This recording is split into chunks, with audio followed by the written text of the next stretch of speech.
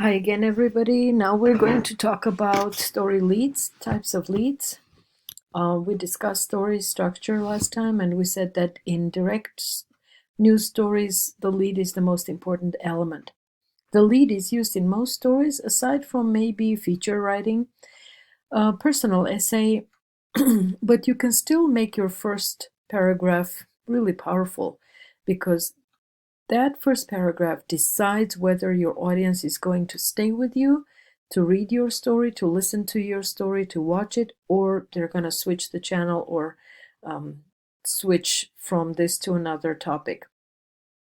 Focus on the theme of the event in the first paragraph.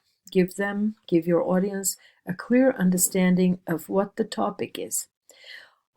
So the direct lead is often used in broadcast news because it's very concrete and very brief, usually contains very specific information on what actually happened, the time and place, and the source. So here's a direct lead. An Andes man was charged Sunday with vehicular manslaughter after a crash that killed his wife earlier in the weekend. Sydney troopers said Danny L. Reed, 50, was driving a 1986 Chevy S10 West on State Route 28 at about 1:15 a.m. Saturday in the town of Andes when he lost control near the intersection of Finkel Road. So the first sentence is about 25 words. Is it 20, 25 words? So it's very effective as a lead. It just tells you what happened. A man was charged. And I suppose this is the second time the story is coming out, because the first would be that there was a crash and a person was killed. So the first story comes out on the day it happens, depending on your news format, whether it's broadcast or newspaper. First it comes out as an accident, then it comes out as a charge. The second paragraph talks about the details. Some of those details will be unnecessary, as we learned from our previous conversations that very specific time, 1:15 a.m., does not make any difference to the audience. If you just say around 1 a.m., that would work too. So, direct leads can be exemplified by other stories. Otsego County Sheriff's deputies charged in a Cooperstown woman Sunday with being married to two men. Wendy L. Shepard, 31, was charged with bigamy, deputies said in a media release. So that was another lead that explained what happened, but the first part, of course, is shocking, bigamy. Then you hear, well, the details reveal later that, bigamy is a Class E felony. It means getting married to one person while still being married to another. It doesn't mean that the woman was living in two homes and having two husbands. It meant that she was formally not completely divorced from another, but perhaps living separately, considering herself free, but on paper there was still this, formality to get rid of, which she never bothered to do. Or maybe her partner didn't allow that to happen. So another kind of a direct lead is a lively direct lead, in which you can actually add some color, some detail to create a lasting impression, to attract your audience, and to convey the significance of the event.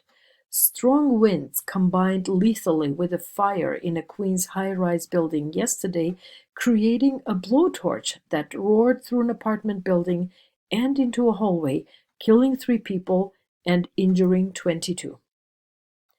So remember when we said we don't like using adjectives and adverbs? Well, these adjectives and adverbs, strong, lethally, well, even a metaphor, blowtorch, like figure of speech, a blowtorch. It's not exactly a blowtorch, but it looks like one. Are we allowed to use those things? Because the idea is that our audience is not really focused on the news. They're just skimming through it, or maybe they're hearing it while doing other things, on radio, television, and they're not really concentrated readers of news. But when they hear something, strong winds, lethal, blowtorch, it helps create a visual image, a mental image that they cannot throw away. Because it says killing 3 people, injuring 22. That's a significant impact on one community. And you mentioned the place and the time yesterday, Queens, high rise. So lethally, an adverb, is actually supported by the killing 3 people and injuring 22. It means it is a lethal fire. And earlier, strong winds, it can be supported by the actual measure of the strength of winds, if we know. Another example of strong writing: in a makeshift grave on the streets of New Orleans lies the body of Vera Smith. She was an ordinary woman who, like thousands of her neighbors, died because she was poor. Abandoned to her fate as the waters rose around her, Vera's tragedy symbolizes the great divide in America today.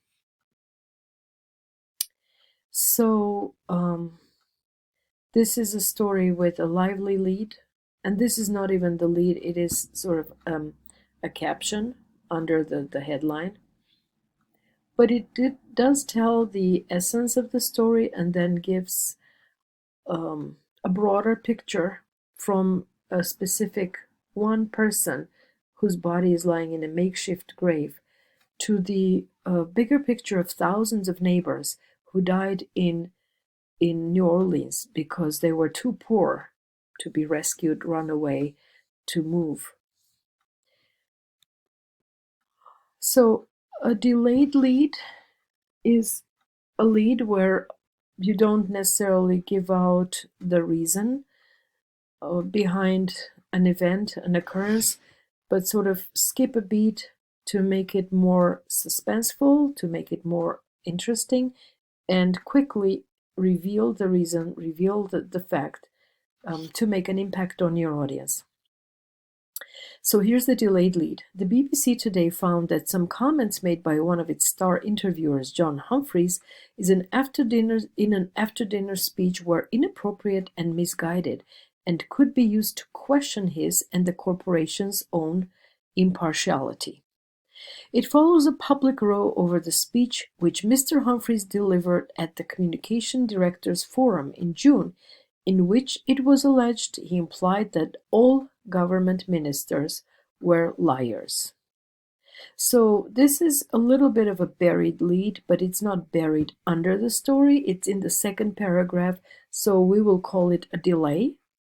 So we're saving the most interesting, shocking part for the second paragraph rather than the first, because it gives an explanation first and then gives the real reason. Here's the combination lead. It has different types of elements. It contains action, it contains dialogue, and explanation. The man she loved slapped her face. Furious, she says she told him never ever to do that again. What are you going to do, kill me? He asked, and handed her the gun. Here, kill me, he challenged. She did. So it was a gun, not the gun. And I want to pay attention to the fact that we have past tense and present tense mixed together in this one paragraph. Why are we using past tense? For the man she loved slapped her face, but then furious, she says she told him. She says now that she told him then. Well, if you think about it, so we're in the present time when this has already happened. Everything that went on between the husband and the wife is in the past. So their dialogue is in the past. It is in past tense. The action slapped her face, handed her a gun is in past. Here, kill me, he challenged. And she did. This is the most powerful two-word sentence. She did. So this is a delayed lead, but it also combines other elements such as action and dialogue. So it is very effective. How to write a good lead. Use a lot of color, subject, verb, object structure. Who did what to what. keep it under 25 to 30 words. It says 20 to 25, but around 25, give or take. And delete all extra language such as unnecessary attribution, compound sentences joining by but and exact times and days unless they're absolutely essential. So there are some examples for readability that you can actually examine on your own. Here are some summary comments. So just going back, to bring it all together, look at your material, find the essential element. What is it that your story is going to say? Are you going to use a delayed lead or a direct lead? If one of your elements of the story is standing out, then use a single element lead. Otherwise, you can use a multiple element lead. Use the subject, verb, object structure. Use good nouns and good action verbs. These need to be concrete, punchy, strong, convenient, and familiar. Do not use words that are unfamiliar. And also, if you're considering writing for broadcast, never use words that can be confused with another word, because your audience may be distracted, driving or cooking or preparing to go to work. And if you say something that is not absolutely clear, the person will stop to think and they will lose track, and they will lose interest as well. The lead is usually less than 30 words, 25 or so. Make it readable, but also make it very, very accurate. And I am providing you with some more examples to examine, to read. And I would like to conclude with a suggestion that you find 3 stories from newspapers that exemplify different kinds of leads. Try to look for examples that are either wonderful or horrible, something that works well or something does not, and think about why it works and think about why it does not work. Bring those stories to class, bring those leads to class. You can either clip an actual newspaper, cut it up, or you can copy and paste if it's online, or if you heard it on broadcast, just look it up. You can find the link. If it's on National Public Radio or some other radio program, you can actually find the link, and same with television. Bring them to class so we can analyze it as a group. Thank you, and see you later.